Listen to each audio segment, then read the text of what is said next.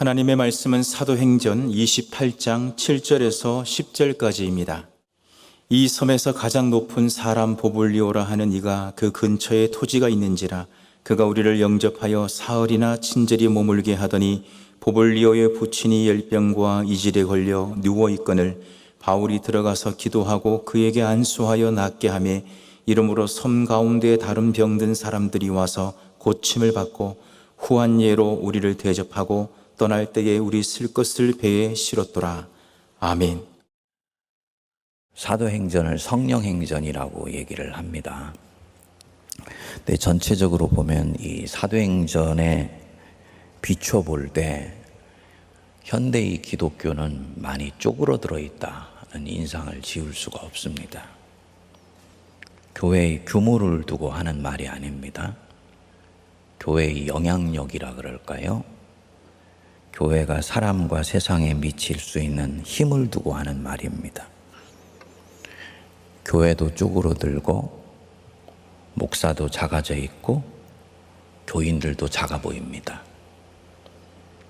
교회는 분명히 사이즈도 크고 대형 교회도 많은데 그 대형 교회가 힘이 있어 보이지를 않습니다.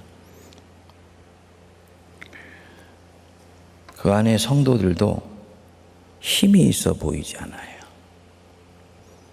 뭐가 빠져 있을까?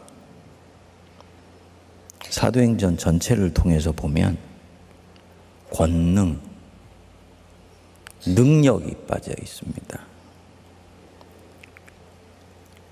오늘 28장 1절부터 10절까지 어제 이어서 보는데 요걸 보면 우리가 오늘날 현대교회에 빠져있는 이 권능을 어떻게 회복할 수 있는지를 배울 수 있게 됩니다. 28장 1절부터 10절에 나오는 바울의 모습은 제가 들여다보기에는 이 유라굴라 광풍을 만나는 배를 타기 전에 바울과는 다른 사람이에요. 같은 사람이지만 달라 보입니다. 뭐가 다르냐? 권능이 달라요.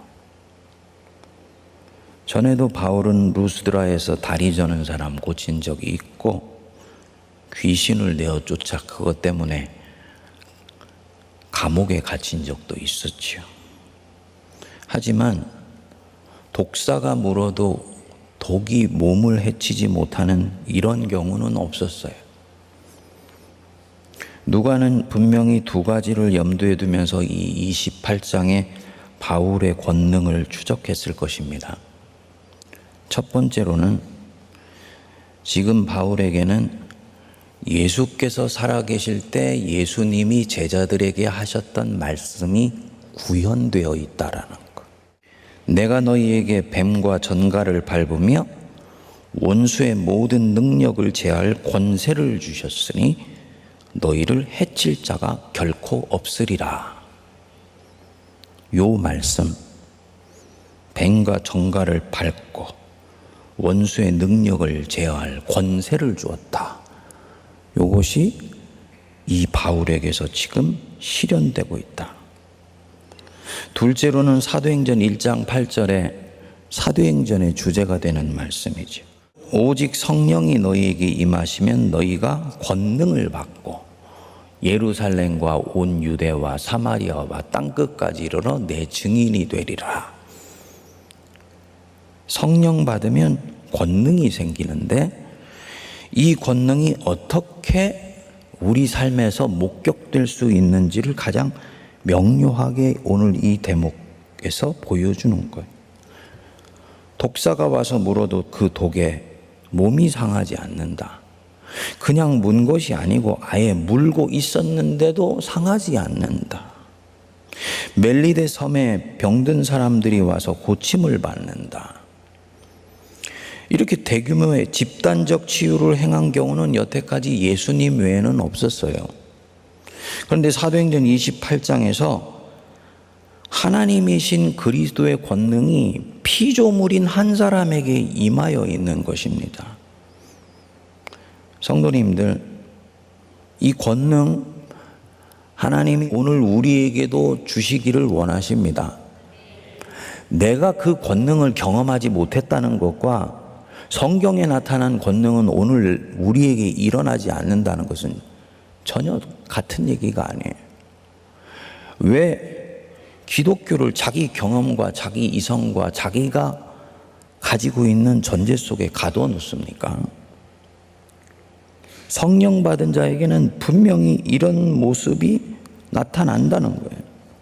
반드시 바울과 같은 강력한 권능이 아니더라도 그리스도인들을 통해서 예수님의 권세와 능력이 나타난다는 거예요. 기독교를 제한하지 말아라. 네 이성으로 제한하지 말고 네 경험으로 제한하지 마. 기독교를 이념과 문화의 틀 안에 넣지 마. 성령이 너희에게 임하시면 이 복음은 유대와 사마리아와 땅끝까지 이르러 내 증인이 되게 만들며 세상을 갈아엎으며 세상을 전복시키며 세상에 하나님의 나라가 오게 하는 것이 복음이야. 이게 사도행전의 주제예요. 이 권능은 여러분 선물입니다. 하나님의 선물이에요. 내가 갖겠다고 때를 쓴 것으로 되는 게 아니라 하나님이 나에게 주시고 당신의 자녀에게 주시기를 원하시는 것입니다. 기독교는 이런 면에서 구원의 종교고 생명의 종교일 뿐만 아니라 능력의 종교입니다. 사도행전은 기독교가 능력의 종교라는 것을 보여주는 거예요. 지성과 이성을 존중할 뿐만 아니라 권능을 제한하지도 않습니다. 이것을 막 갖고 싶어서 애달파하지 않아요. 이런 면에서는 한국 교회나 세계 기독교에 있는 오순절파하고는 좀 달라요. 바울은 기도할 때 전갈에 물려도 죽지 않는 사람 되게 해주십시오 라고 기도하지 않아요. 한 번에 수많은 사람의 병을 고치는 신통력 갖게 해주십시오 라고 기도하지 않습니다. 그런데 정상적인 과정을 통해서 성령에 이끌려 가면 이 권능이 자연스럽게 그 몸에서 드러나게 된다고 보는 거예요. 이게 멋있는 부분입니다. 어떻게 하면 드러나냐? 어떻게 하면 나타나는 것이냐? 하나님께 가까이 가면 가까이 갈수록 이 권능이 나타나게 돼요. 이거 내 권능이 아닙니다. 성령께 받아서 나오는 권능이에요. 기도와 말씀으로 성결해지면 성결해질수록 이 권능은 강해져요. 5세기에 사막교부의 효시라고 하는 안토니가 있습니다. 기독교가 로마의 국교가 되면서 급속히 제도화되고 화석화되어 갔습니다. 교회와 정치 권력이 밀착해서 교회가 세상에서 힘은 갖게 됐는데 정작 교회 안에서 그리스도의 능력과 그리스도의 향기가 드러나지를 않게 됐어요. 이때 이 사람이 모든 것을 버려두고 주를 쫓아라는 이 말씀을 듣고 홀로 사막으로 들어가요. 그리고 10년 동안을 혼자 그 사막 한복판에서 수도 생활을 하면서 예수 그리스도를 닮아가는 치열한 몸부림을 하게 됩니다. 10년이 지났는데요. 이 사람의 몸에서 능력이 나오기 시작합니다. 안수에서 기도하면 병이 나아요. 사람을 꿰뚫어 보는 능력이 생겼어요. 이 사람을 찾아와서 상담을 받고 영성 지도를 받으면 문제가 해결돼요. 나중에는 로마의 귀부인들과 고관 대작들이 이 사람을 만나려고 줄을 서서 사막으로 갔습니다. 이 사막교부 전통에서 수도원 전통이 나오고 이 수도원 전통에서 이 수도원을 세상 한복판으로 옮겨놓자는 종교개혁 전통이 나오게 됩니다. 그러니까 이 권능은 그것이 뭐 병 고치는 것이건 아니면 전갈에 물려도 죽지 않는 것이건 복음으로 세상을 새롭게 하는 능력이건 사람을 감화시키는 것이건 베드로처럼 한 번의 설교로 3,000명, 5,000명이 돌아오는 역사를 만들어내는 것이건 이 권능은 하나님께 가까이 가면 갈수록 자연히 드러나게 되어 있는 것입니다. 또 이 권능은 고난과 역경에 지지 않고 사람이 담금질하면서 나타납니다. 바울을 보면요, 죽음에서 부활한 사람 같아요. 누가는 바울의 행적과 예수님의 행적을 그렇게 오버랩 시켜가면서 지금 사도행전을 마무리하고 있지 않습니까? 광풍을 이겨내고 그 환난에서 마음을 지키고 사람이 단단해지니까 이전보다 권능이 배가 되었습니다. 그래서 이 배를 탈 때 이 바울과 배에서 내린 바울은 같은 사람이지만 같은 사람이 아닙니다. 왠지 부활하신 예수님의 그림자가 나타나요. 누가가 이 현장에 있었으니까 그도 느꼈을 것입니다. 광풍에 시달려서 생과 사이 경계선 사이에서 그 죽음에 지지 않고 믿음을 굳게 지켰다.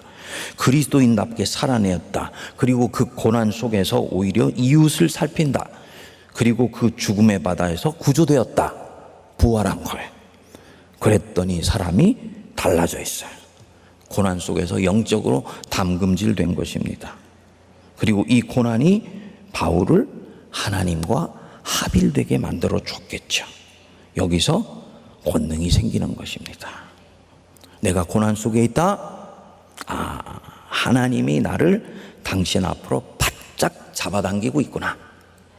나는 저항하지 않고 주님과 하나 되는 길로 걸어가겠다. 이 고난이 마치고 나면 주님이 권능 주실 줄 믿으시기 바랍니다.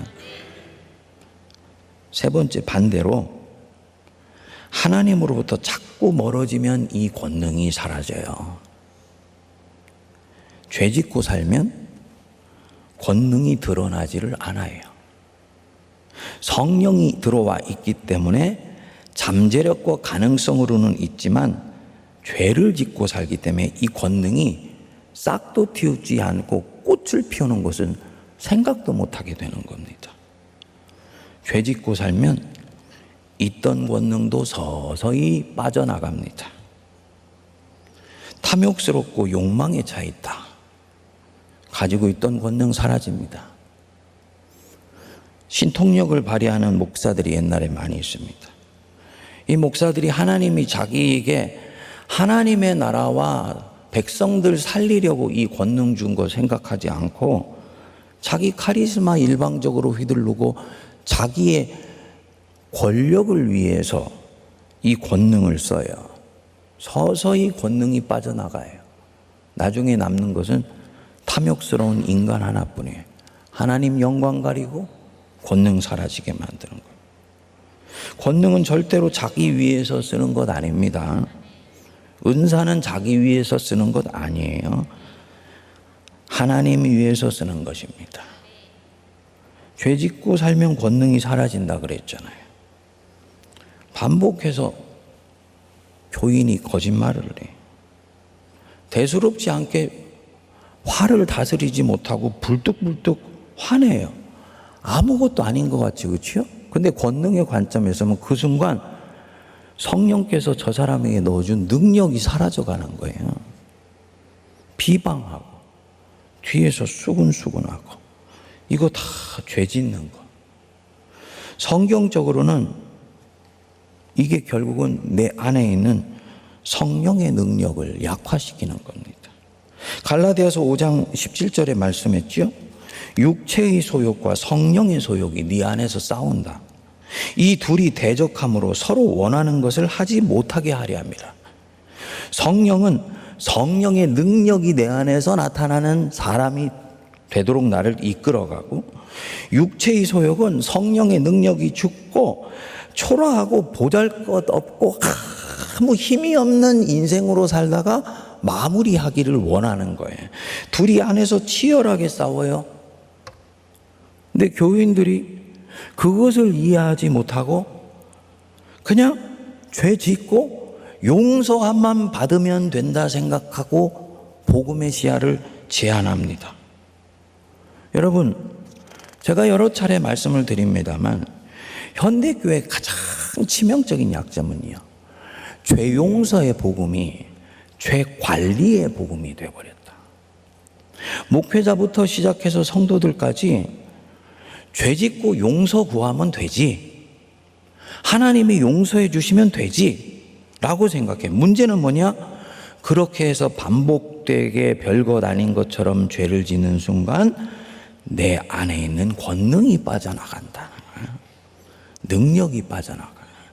신앙이 쪼그러들고요. 교회가 초라해져요. 외양은 화려한데 능력이 없어요.